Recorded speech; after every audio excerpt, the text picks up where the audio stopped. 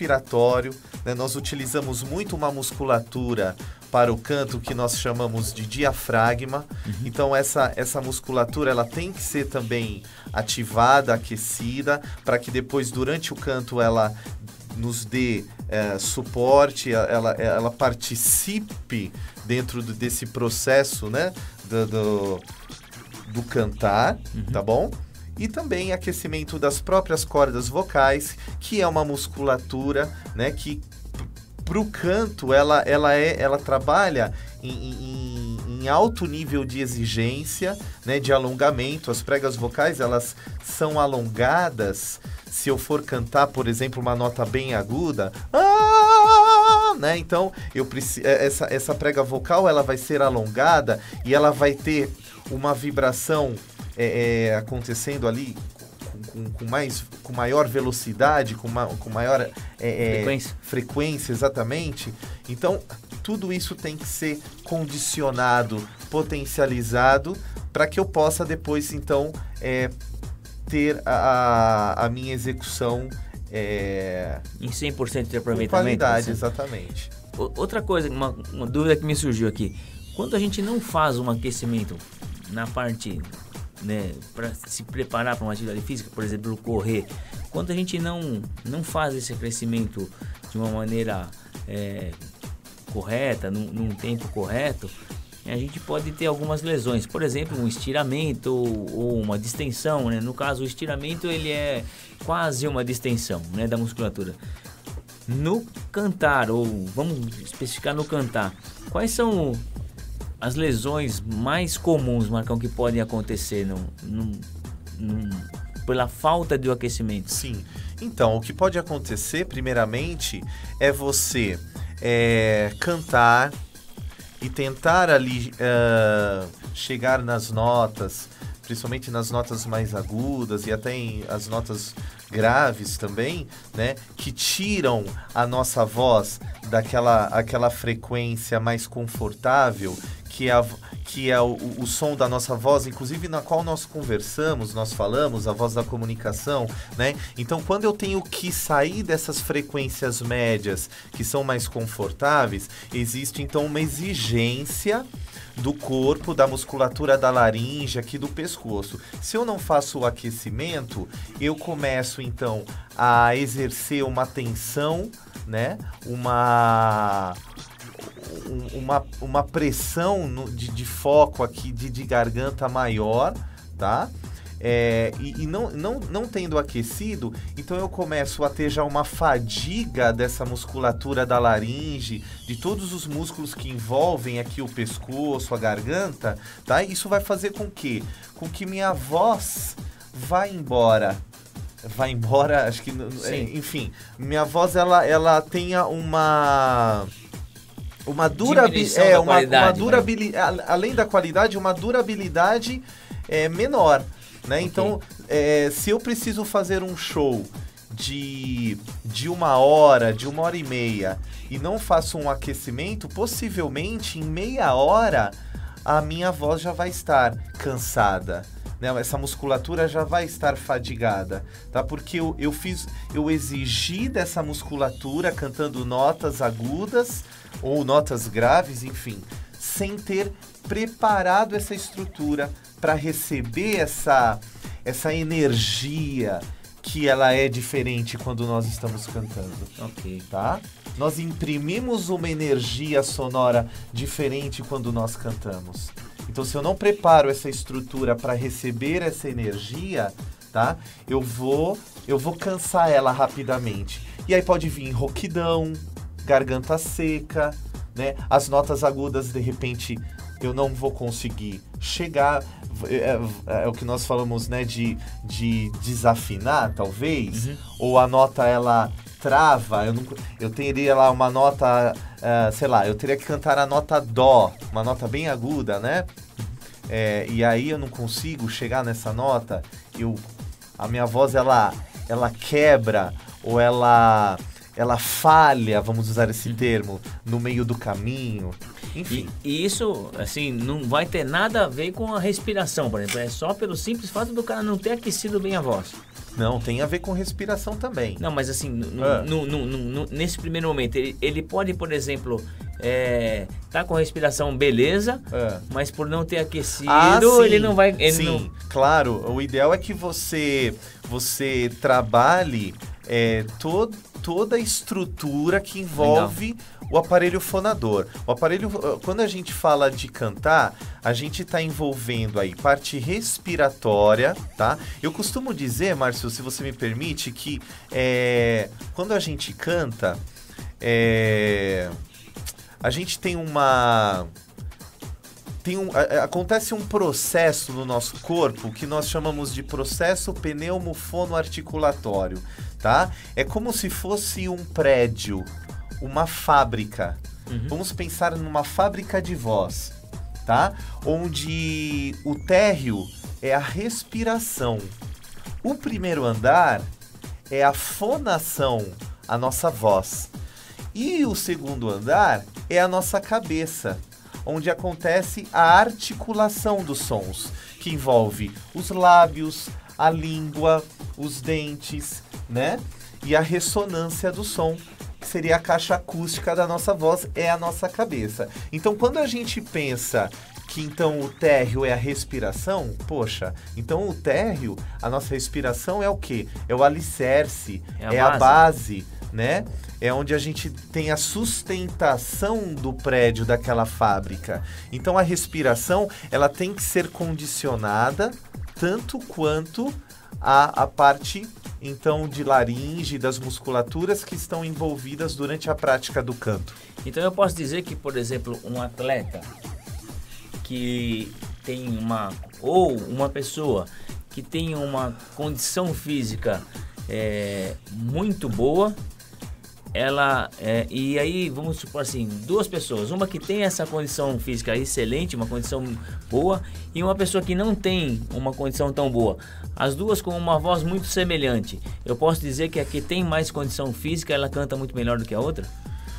Então, olha, Marcelo, você sabe que inclusive essa pergunta que você está me fazendo é exatamente o tema do meu TCC, né, com o trabalho de conclusão de curso da faculdade. Não foi? Poxa, mas então, você está me dando uma oportunidade, então, de falar que é justamente sobre esse tema que eu estou abordando agora e tenho como objetivo avaliar se realmente o cantor, né, seja ele o profissional, tá, que já tem toda uma capacidade, todo um desenvolvimento, né, pela própria prática do canto, dos exercícios, da técnica vocal, quanto cantores amadores que fazem aula de canto. Que fazem aula de canto, exatamente, mas não tem o canto como profissão. Esses indivíduos praticando atividade física, né? Eu entendo, e é nesse TCC, através das avaliações, né, que eu quero chegar realmente num resultado, mas eu entendo que sim. Porque cantar é realmente utilizar o nosso corpo, né? E como principalmente essa parte respiratória, né, da capacidade respiratória, ela é importantíssima e ela influi diretamente na qualidade vocal de quem canta, né? Eu acredito sim que as pessoas que têm a prática da atividade física e principalmente, Márcio, na parte aeróbica, tá? Esses indivíduos vão ter sim resultados maiores e melhores. Então qualitativamente e quantitativamente, eu acredito que tenhamos sim resultados legais, positivos. Outra dúvida aqui, Marcão, a gente sempre ouve, né, que existem alguns alimentos, né, que eles prejudicam a nossa voz, né? A gente já ouviu falar de café, de gengibre, mas existem muitas pessoas que antes de cantar mastigam gengibre, que eu pelo menos já ouvi. Então, a água gelada, né? Então, eu queria que você falasse um pouquinho, né? Se é que isso não é existe diretamente essa relação da alimentação com a perda da qualidade da voz, né? E quais seriam, né, basicamente esses alimentos ou essas bebidas que podem prejudicar né, a nossa voz. Tá, então vamos lá. Acho que tem duas coisas que eu queria pontuar. Primeiro, em relação a benefício, tá bom? A água, tá? A hidratação é o melhor e o maior benefício que a nossa voz pode ter, assim como o nosso corpo, tá certo? Então, nos hidratar bastante antes de cantar é a melhor coisa que a gente pode fazer, tá? Antes de cantar. Lógico que durante o canto, até pela exigência da parte respiratória, a garganta às vezes vai secando, então é importante que também nós vamos tomando água durante o canto. Mas, antes de cantar, é importante a hidratação, porque as nossas cordas vocais, elas serão hidratadas através dos vasos sanguíneos, tá? Mas isso demora um pouquinho, não é instantâneo. Sim. Não é assim, eu tô tomando água, a água desce e vai limpando minha prega vocal. Até porque, eu vou explicar até anatomicamente, que muita gente confunde, que a água e o alimento não passa pela laringe, né? Senão nós teríamos ali um engasgo, né? Sim. E poderíamos ter problema sério, inclusive de pneumonia, né? O alimento e a água não pode cair no nosso pulmão. Então, a água e o alimento desce pela nossa faringe, que é um caninho que está atrás da laringe, né? Então, a água é importante, tá bom? É super recomendada sempre.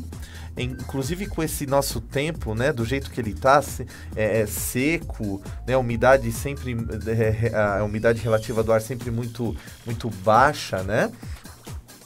Agora, temos alguns mitos, assim, né? Essa coisa do gengibre, tá? Não só o gengibre, mas pastilhas, house,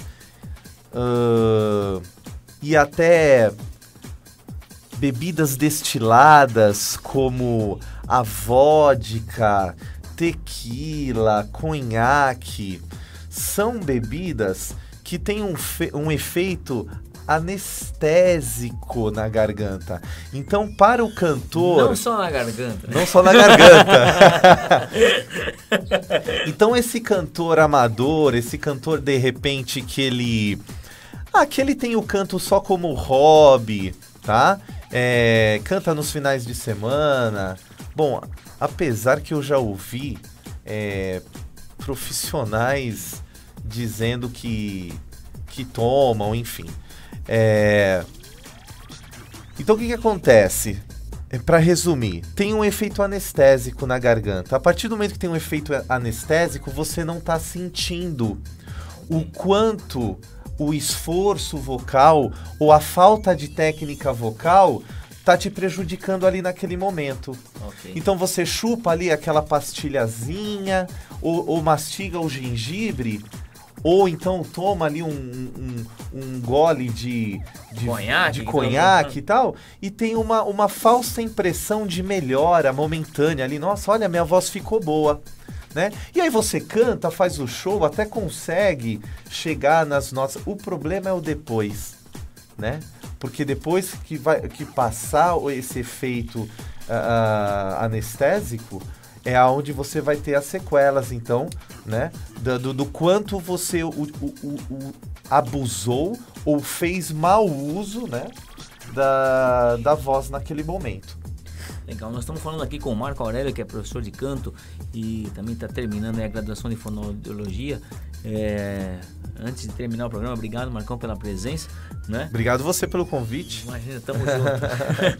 E assim, a gente tá terminando mesmo, eu gostaria que você deixasse, antes de você deixar o seu contato e tudo mais, quais seriam os conselhos, né, ou as orientações básicas para quem fala em público e para quem canta?